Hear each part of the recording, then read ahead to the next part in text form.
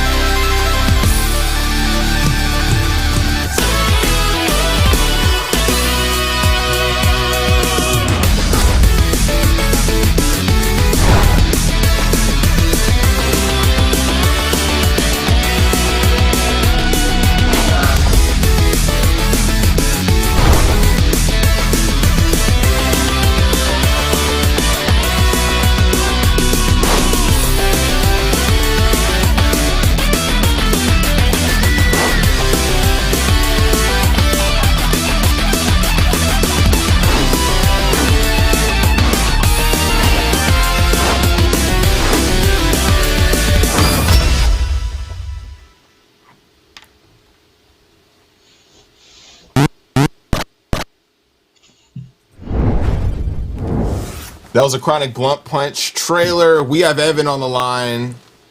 What is happening? Yo, it's good, man. This is like my this is like my brother. So it's like your bedroom's all extra crispy. You know what I mean? You're looking all extra crispy. Dude, I saw the stream. I saw how y'all looked. I changed like 3 times. I was like, damn, that jacket's clean. My man over here has got the blue long sleeve. I was like, I gotta try. Do you see that? He's the sultan of fashion. Like.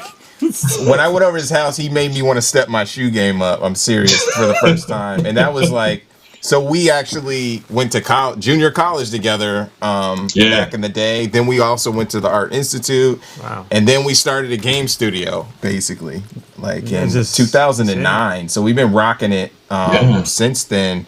But I wanted to bring you on because you have such a wealth of knowledge in the industry. You've done mobile, you've done game testing. You have been working at Sony in the motion capture and scanning department, and you've been helping with producing the Interrobang game. So I kind of want to go into like your history and talk about that a little bit, and then get into Chronic Blunt Punch. Like how did you get into game development? Kind of by chance. So when I met you in junior college, I originally wanted just to go to school for graphic design. And after being at Mesa, just community college, just for like maybe like 2 years, I was just like, I don't know if this is what I want to do. And they just so happened to open up the Art Institute like in my neighborhood.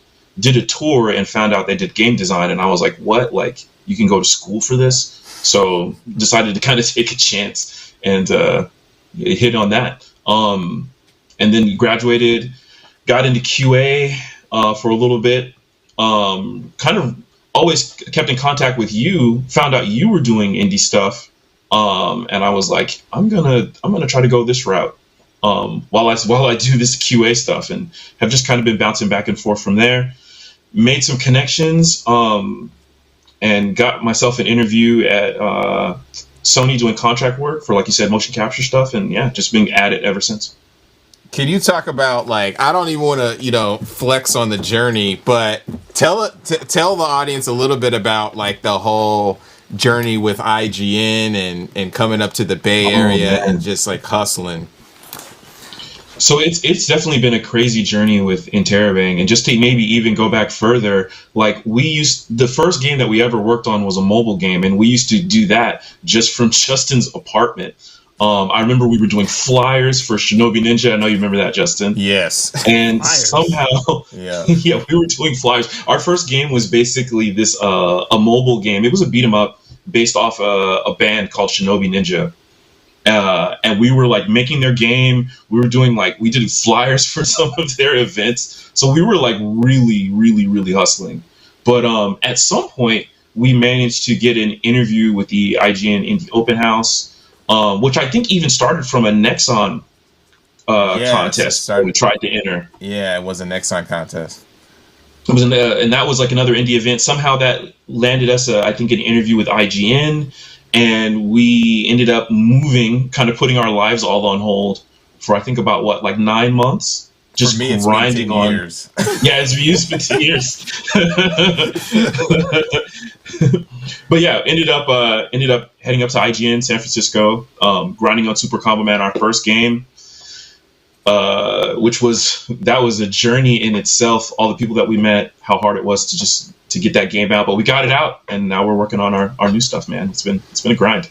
Yeah, it's been a crazy journey. I know you have a quick question. Yeah, I mean, I think they're with this game, the Chronic Blunt Punch, the visual elements look great. I know that there's sort of the 8-bit, and then you guys have this game.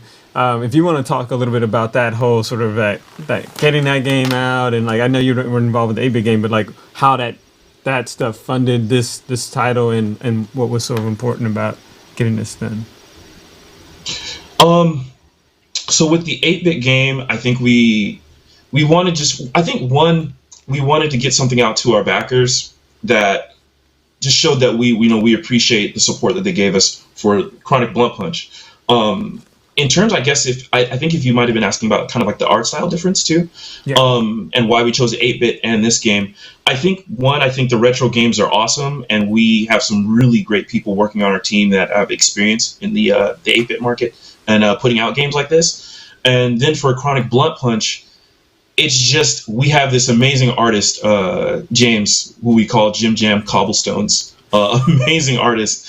And I think when you look at games like Scott Pilgrim or some of the Turtle remake games that I think are getting ready to come out, I think the 8-bit stuff is cool, but we also want to kind of really elevate that kind of art style and make it a little bit more fun and lively and more animated. And I feel like you don't see that as much. I feel like the 8-bit stuff is kind of what's popular. So going in this other direction with Chronic Blunt Punch, I'm like moving my hands and stuff. I'm sorry, I look crazy, but I think it just looks great, and it's fun to work on, and I think that's just kind of what we wanted to visualize with. Can you talk quickly kind of about your role and working with the external artists and such, because it's all hand, a lot of it's like digitally hand drawn, and it's a lot of work. So basically my role currently is just facilitating feedback from our main artist to the animation team, and then making sure they're communicating correctly. Typical producer work. It's interesting to do, having when you start off as an artist, like a contract artist, and you're working with producers, going to working as a producer. I now feel for every producer I've ever worked with in the industry, and I'm just like, I'm so sorry. I'm so sorry I gave you a hard time. Right? Like now I know how they feel, but it's a lot of fun.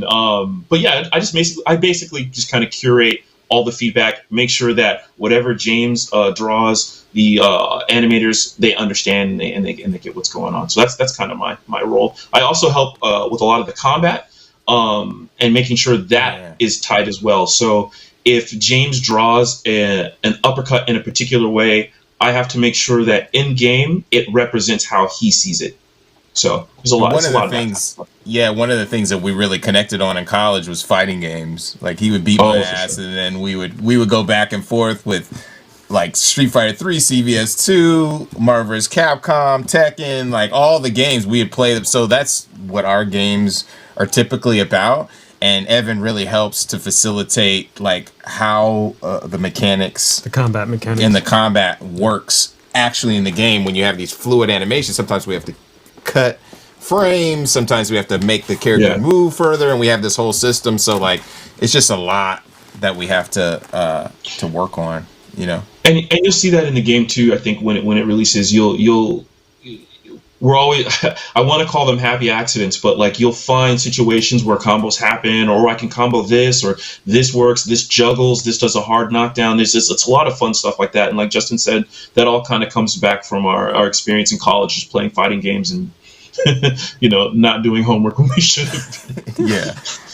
So where can we find out more about you in Terror? It sounds weird that I'm even saying this, but like So yeah, you can find all of the updates on the game on Interrobang ENT on Twitter. I think it's the same on IG as well, and I believe on Facebook. And you can find me on IG mostly as Dub Mobile. I'm usually just posting shoes and drawings. And you can find me on Twitter as well. Same name, TikTok? Dub Mobile. What? No TikTok. No TikTok. I just downloaded TikTok and I can't. You can't, like, yet. okay. I can't either. You know what I mean? But thank you so much for joining us, Evan. For sure, man. It's Thanks awesome. for We got to having me. talk a little bit longer about our journey next time. No, definitely, man. And I just appreciate this whole Black Voices in Gaming avenue. It's cool to see everybody's stories and struggles and where they've come from and where they're going. It's awesome. I appreciate it. For sure. Absolutely. Thanks, man. We'll talk.